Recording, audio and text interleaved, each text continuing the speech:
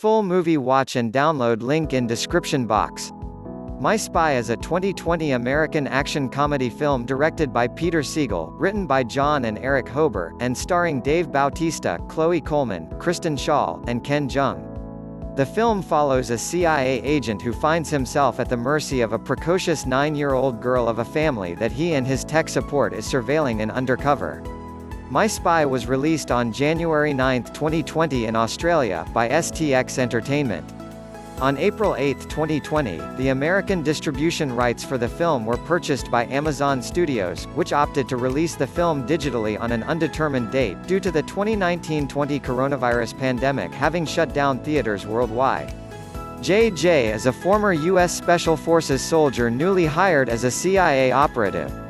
However, JJ's lack of subtlety causes him to blow his first major mission, busting an illegal weapons-grade plutonium trade between the Russian mafia and Hassan, a Middle East terrorist.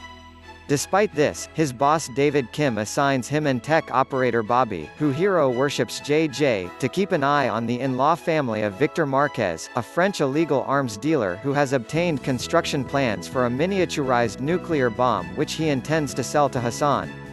Victor lost these plans to his brother David, who hid them before he was murdered by Victor. Kim suspects that the plans may be in the possession of David's American wife Kate and their 9-year-old daughter Sophie, who moved from France back to Wicker Park, Chicago after David's demise. JJ and Bobby move into the building where Kate and Sophie live, and set up their surveillance. However, Sophie soon finds one of their hidden cameras, backtracks its signal and stumbles upon the operation post. Confronting JJ and Bobby, she blackmails JJ into keeping her company while she tries to fit into an American kid's life and make some new friends. Despite JJ's social awkwardness, the two slowly begin to bond, and JJ also becomes acquainted with Kate and her gay neighbors Carlos and Todd.